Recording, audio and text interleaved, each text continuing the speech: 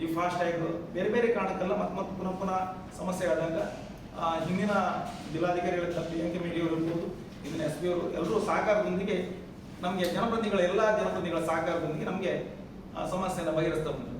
ಇತ್ತೀಚೆಗೆ ಅದನ್ನು KKR ಎನ್ನುವಂಥ ಕಂಪನಿಯನ್ನು ಪರ್ಚೇಸ್ ಮಾಡುತ್ತೆ. ಪರ್ಚೇಸ್ ಮಾಡಿದ ನಂತರ ಅವರಿಗೆ ಅದು ಕನ್ಸ್ಟ್ರಕ್ಷನ್ ಕಂಪನಿ ಅಲ್ಲ, ಬದಲಿಗೆ ಅವ್ರ ಹತ್ರ ಹಣ ಉಂಟು, ಮೇಂಟೆನೆನ್ಸ್ ಕಂಪನಿ. ಬರೀ ಹಣ ಮಾಡಲಿಕ್ಕೋಸ್ಕರ ಬಂದವರು. ಅವರಿಗೆ ಇಲ್ಲಿನ ಕಷ್ಟ ಸುಖ ಜನರ ನೆಮ್ಮದಿಯ ಬಗ್ಗೆ ಅವ್ರಿಗೆ ಚಿಂತೆ ಇಲ್ಲ.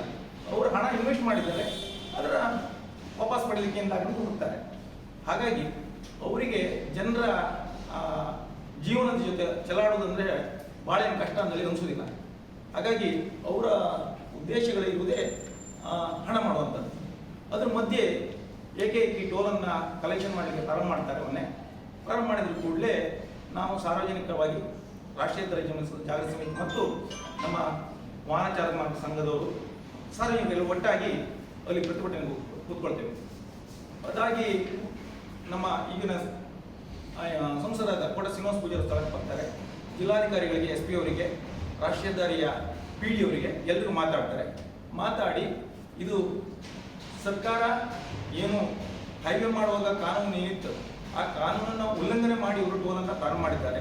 ಸರ್ವಿಸ್ ರಸ್ತೆ ಇರಬೇಕಿತ್ತು, ಅದು ಇಲ್ಲ. ಈಗ ಸರ್ವಿಸ್ ರಸ್ತೆ ಇಲ್ಲ, 60 ಕಿಲೋಮೀಟರ್ ವ್ಯಾಪ್ತಿಯಲ್ಲಿ ಇರಬೇಕಿತ್ತು ಟೋಲ್, ಅದು ಸಹ ಉಲ್ಲಂಘನೆ ಆಗಿದೆ. ಮುನ್ಸಿಪಾಲಿಟಿ ವ್ಯಾಪ್ತಿಯಲ್ಲಿ ಟೋಲ್ ಕೂಡೋದಂತ ಅದನ್ನು ಉಲ್ಲಂಘನೆ ಮಾಡಿದ್ದಾರೆ. ಇಂದು ಹಲವಾರು ಸಮಸ್ಯೆಗಳನ್ನು ಉಲ್ಲಂಘನೆ ಮಾಡಿ ಅವರು ಟೋಲ್ ಕಲೆಕ್ಷನ್ ಮಾಡ್ತಿದ್ದಾರೆ.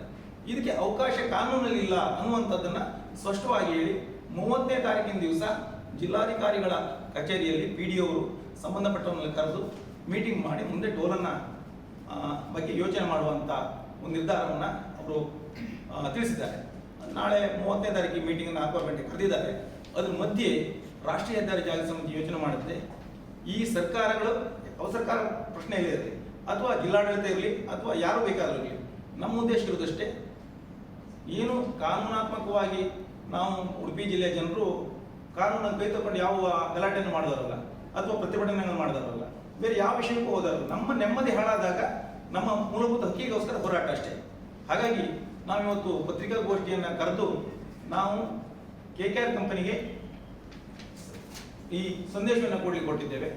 ನೀವು ಎಲ್ಲಾದರೂ 30ನೇ ತಾರೀಕು ನಡೆಯುವಂಥ ಈ ಏನು ಮೀಟಿಂಗಲ್ಲಿ ನಮ್ಮ ಏನು ಯೋಚನೆ ಉಂಟು ಜನರ ಬೇಡಿಕೆಗೆ ಅದಕ್ಕೆ ಪೂರಕವಾಗಿ ಸ್ಪಂದನೆ ಮಾಡದೇ ಇದ್ದರೆ, ಜಿಲ್ಲಾಡಳಿತ ಅವರಿಗೆ ಮನವರಿಕೆ ಮಾಡಿ ನ್ಯಾಯವನ್ನು ಕೊಡದೇ ಇದ್ದರೆ, ನಮ್ಮ 31ನೇ ತಾರೀಕಿಗೆ ನಮ್ಮ ದೊಡ್ಡ ಪ್ರತಿಭಟನೆ ಉಂಟು ಅನ್ನುವಂಥದ್ದನ್ನು ಈಗಾಗಲೇ ನಾವು ಒಂದಿಷ್ಟು ಪ್ರಚಾರವನ್ನು ಹೇಳಿದ್ದೇವೆ, ಸಂಬಂಧಪಟ್ಟ ತಿಳಿಸಿದ್ದೇವೆ. ಹಾಗಾಗಿ ಇಷ್ಟೆಲ್ಲ ವಿಚಾರಗಳನ್ನು ಪ್ರಾಸ್ತಾವಿಕವಾಗಿ ಹೇಳ್ತಾ ಮುಂದಿನ